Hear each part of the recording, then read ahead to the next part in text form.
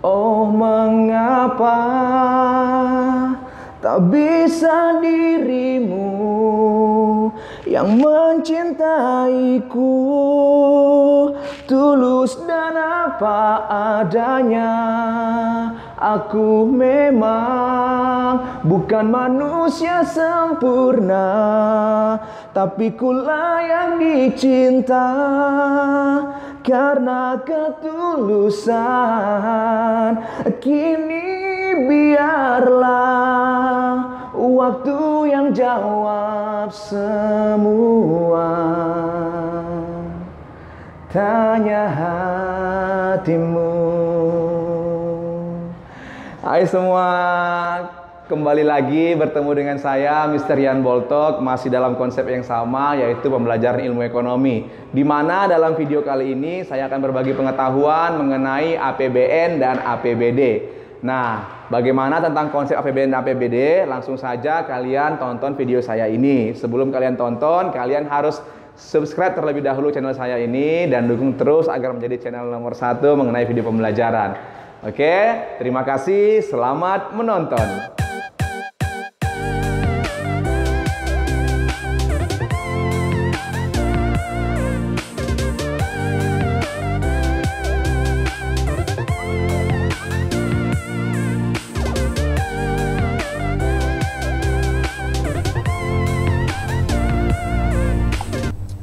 Baik, dalam video kali ini yaitu mengenai APBN dan APBD ya, dimana saya mulai dari APBN terlebih dahulu. Jadi dalam video ini memang kebanyakan teori ya, teori atau hafalan yang harus kita ingat ya.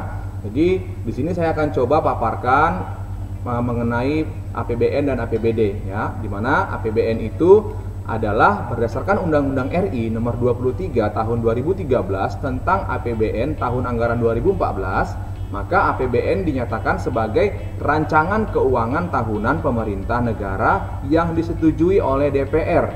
APBN adalah suatu daftar yang membuat rincian pendapatan dan pengeluaran negara untuk waktu tertentu, biasanya 1 tahun. Oke, itu pengertiannya. Kemudian fungsi APBN. Yang pertama ada fungsi alokasi, yaitu pendapatan berasal dari pajak dialokasikan ke berbagai sektor pembangunan.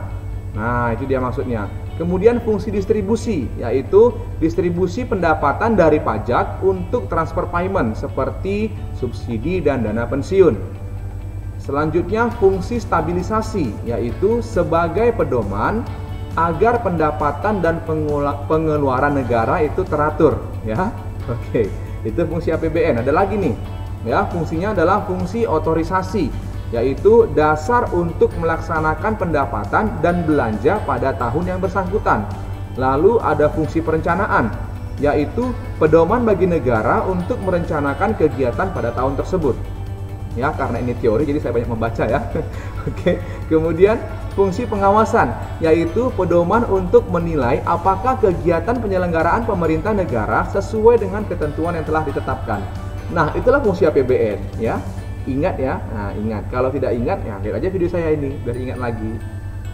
Oke, selanjutnya tujuannya adalah, tujuan dalam penyusunan APBN itu adalah sebagai pedoman pendapatan dan pembelanjaan negara dalam melaksanakan tugas kenegaraan untuk meningkatkan produksi, meningkatkan kesempatan kerja, dan dalam rangka meningkatkan pertumbuhan ekonomi dan kemampuan masyarakat. Jadi itu tujuannya ya, tujuannya sangat baik sekali. Oke. Nah, selanjutnya ada beberapa komponen APBN ya. Berarti kalau berbicara APBN, maka yang pertama sekali akan kita bahas mengenai pendapatannya ya, karena APBN anggaran pendapatan dan belanja. Nah, di sini ada beberapa anggaran pendapatan negara menurut sumbernya. Yang pertama adalah penerimaan perpajakan yang terdiri atas pajak dalam negeri seperti pajak penghasilan atau PPH, pajak pertambahan nilai atau PPN, pajak bumi dan bangunan atau PBB, bea perolehan hak atas tanah dan bangunan atau BPHTB, dan bea cukai serta pajak lainnya. Selanjutnya ada penerimaan perpajakan yang berasal dari perdagangan internasional, yaitu seperti bea masuk dan tarif ekspor. Nah, ada lagi nih ya, ada lagi anggaran pendapatan negara menurut sumbernya, yaitu penerimaan negara bukan pajak atau PNBP ya, seperti penerimaan sumber daya alam, migas dan non migas, kemudian bagian dari laba BUMN dan PNBP lainnya.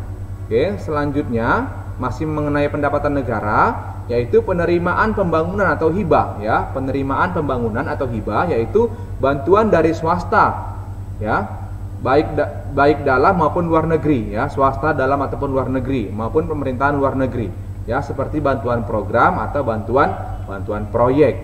Nah, kemudian anggaran belanja negara, tadi sudah pendapatannya, sudah penerimaannya, sekarang belanjanya apa saja? Belanja negara menurut sumbernya yaitu belanja rutin atau belanja pemerintah pusat, seperti membiayai kegiatan pembangunan pemerintah pusat baik yang dilakukan di pusat maupun di daerah. Nah, kemudian seperti itu belanja pegawai, belanja barang, belanja modal, subsidi daerah otonom, subsidi BBM dan non BBM, serta pembiayaan bunga hutang dan belanja lainnya. Itu dia. Kemudian pengeluaran negara atau belanja negara itu ada belanja daerah katanya, yaitu belanja yang dibagi-bagi ke pemerintah daerah untuk kemudian masuk dalam pendapatan APBD ya, yang bersangkutan, APBD yang bersangkutan, daerah yang bersangkutan, seperti dana bagi hasil, dana alokasi umum, dana alokasi khusus, dan dana otonomi khusus. Oke, ingat ya, ingat kalian kan?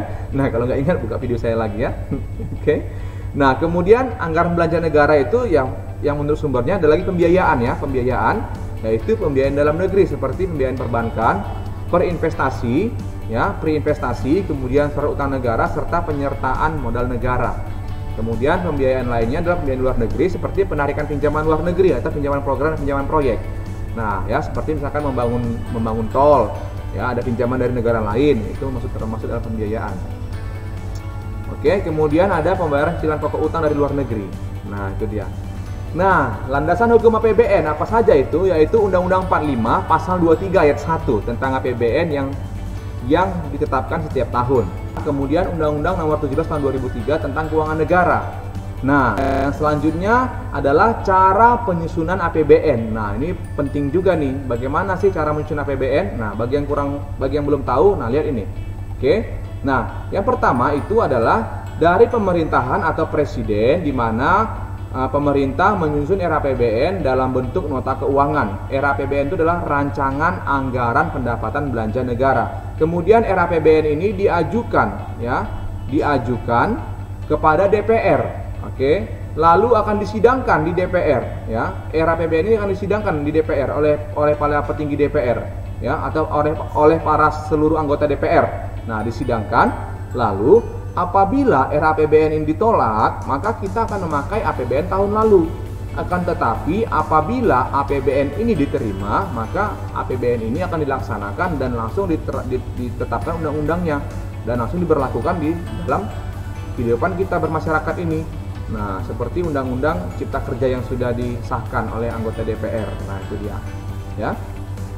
Lalu kemudian, dikembalikan kepada presiden dia untuk disahkan. Nah, itu dia, untuk disahkan supaya sah lalu bisa diterapkan dalam kehidupan sehari-hari. Nah, itu dia ya. Tadi cara menyusun APBN. Oke, gampang.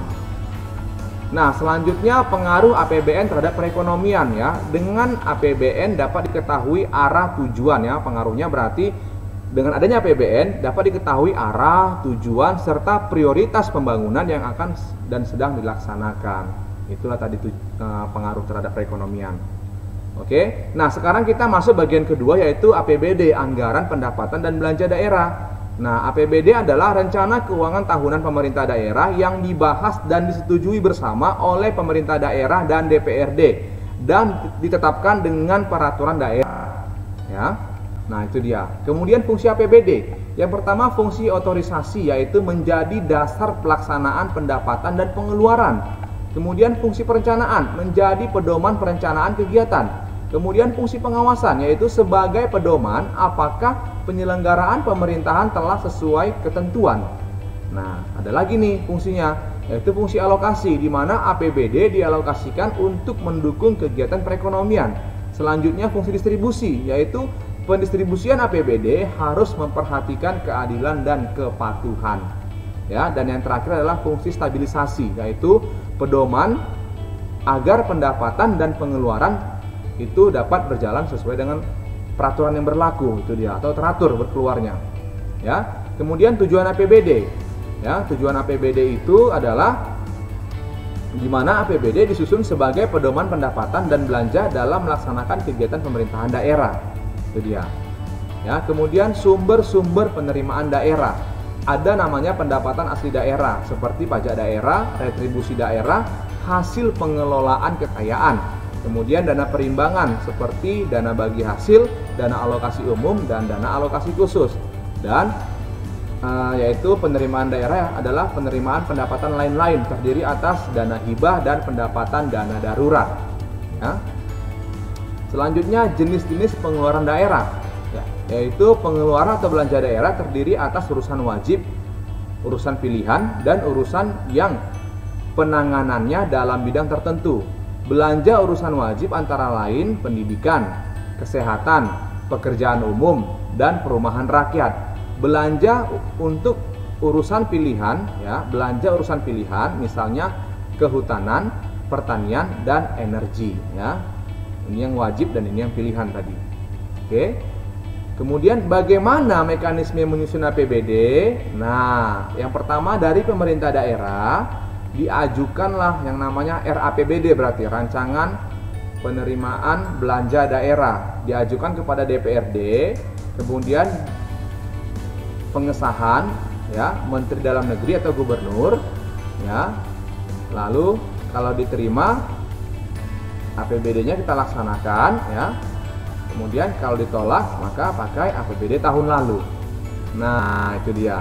Itulah tadi dia, ya, mekanisme menyusun APBD. Oke, selanjutnya pengaruh APBD terhadap perekonomian. Nah, APBD membantu upaya mengurangi kemiskinan, memperluas kesempatan kerja, kemudian memungkinkan investasi baru dan menyejahterakan rakyat dalam lingkup provinsi atau kabupaten kota yang bersangkutan. Nah, bagi yang belum tahu, ini adalah gedung perpustakaan Provinsi Riau, ya, yang terletak di Kota Pekanbaru. Ya kan, gedung perpustakaan ini kalau saya tidak salah, ya, gedung perpustakaan. Oke, Puswil, Pusaka Wilayah. Nah, terima kasih, sampai di sini pertemuan, sampai di situ sama, ya, pertemuan kita hari ini. Oke, pembelajaran kita hari ini, ya. Kemudian di like, di komen, ya. Nah, di share kepada teman-temannya agar sama-sama pintar. Oke. Nah, sekali lagi terima kasih. Sampai ketemu dalam video pembelajaran ekonomi selanjutnya. Bye.